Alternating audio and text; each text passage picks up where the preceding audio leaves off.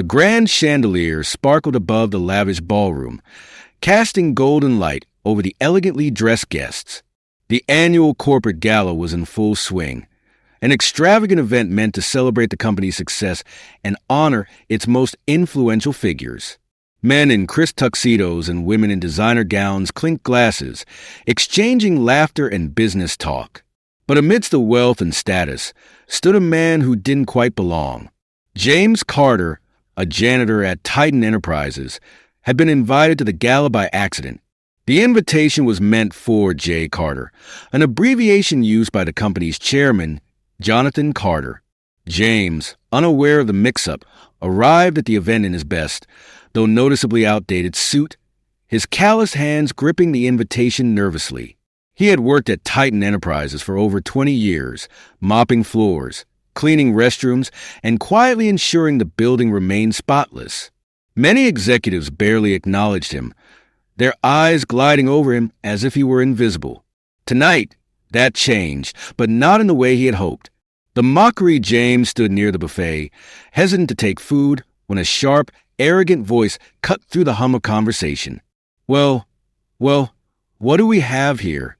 James turned to see Richard Langston, the company's CEO, smirking as he approached with his entourage. Langston was a man of ruthless ambition, feared by many and respected by few. "You must be lost, sir," Langston sneered, eyeing James's worn suit. "Are you the new catering staff?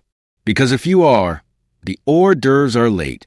A few chuckles rippled through the small crowd gathering around him. James swallowed hard, shifting uncomfortably. "No, sir, I work at Titan Enterprises. Been here for 20 years. Langston raised an eyebrow, feigning surprise. "Oh, and what, pray tell, do you do? Accounting? Marketing?" He laughed, then snapped his fingers. "Wait, let me guess maintenance." James nodded silently. Langston clapped his hands mockingly. "Ladies and gentlemen, our esteemed janitor has graced us with his presence tonight. What an inspiration! Proving that even those who scrub toilets can dream big." Laughter echoed around him. Some guests glanced at each other uncomfortably, but no one spoke up. James felt heat rise in his cheeks, humiliation pressing down on his chest. Langston wasn't finished. He grabbed a champagne flute from a passing waiter and raised it. "To James! May his mops always be wet, and his toilets always be, well, occupied." More laughter. James clenched his fists. He could have lashed out, could have yelled, but he had too much dignity for that. Instead, he gave a polite nod turn and quietly left the gala. The unexpected twist the next morning, the Titan Enterprises boardroom was filled with its most powerful executives, all seated around a long mahogany table. At the head sat Richard Langston, sipping his morning espresso with the smug satisfaction of a man who believed he was untouchable. The room buzzed with hushed conversations until the doors opened.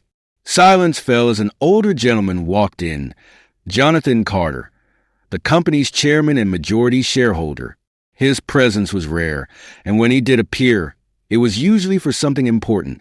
Carter took his seat, his sharp gaze sweeping over the executives before resting on Langston.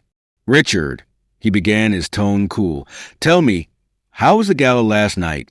Langston grinned. "Spectacular as always, sir. A perfect celebration of our company's achievements." Carter leaned forward. "I heard about an incident. A janitor, James Carter, no relation to me, I assume, was mocked and humiliated." Langston shrugged dismissively. "A minor misunderstanding. The man showed up looking lost, and I simply had a little fun with it."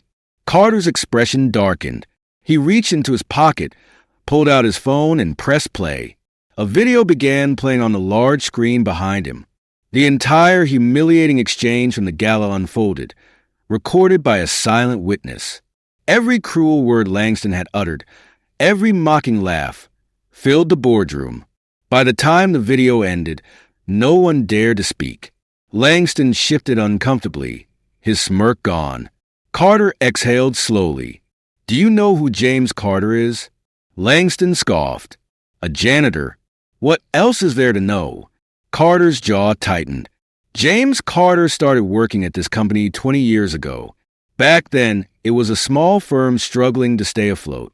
We had no budget for cleaning services, and he offered to work for less than market wage just to help us keep the place running. He was here when we expanded. He was here when we made our first billion. He turned his piercing gaze to Langston.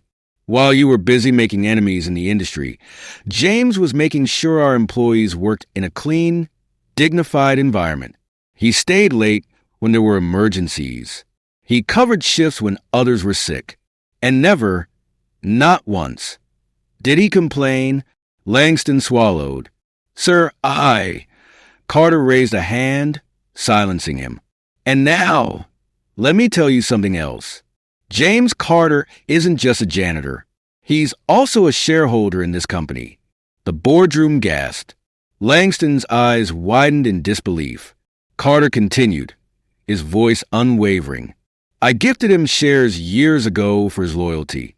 He's been sitting on them quietly, never cashing out, never asking for favors. As of today, he owns 2% of Titan Enterprises. Langston's breath caught in his throat. Carter stood. James is not a janitor to be mocked. He is a man who represents the values this company was built on. Hard work, integrity, and loyalty. And I will not have my CEO disgrace those values. A long, heavy pause filled the room before Carter's next words shattered Langston's world.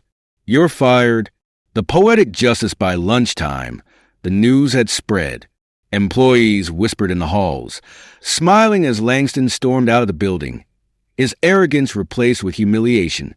Meanwhile, James was called into the chairman's office. He sat nervously, still dressed in his janitor's uniform. Carter smiled warmly. James, I owe you an apology for what happened last night. James shook his head. Sir, Carter raised a hand. No, let me finish. You've given 20 years of your life to this company. It's time the company gives something back to you. He slid a file across the desk. I want you to retire. Your shares alone will give you more wealth than you ever imagined. But if you'd like to keep working, how would you feel about a management position overseeing corporate facilities? James stared, his hands trembling. Sir, I'm just a janitor. I don't know anything about... Carter smiled. You know more about this company than most, and I have no doubt you'll do well. Tears welled in James's eyes. For the first time in 20 years, he wasn't invisible. That night, James went home to his small but cozy apartment, knowing that tomorrow would be the first day of a brand new life. And for Richard Langston, he learned the hard way that power and wealth don't make a man great. His character does. The end.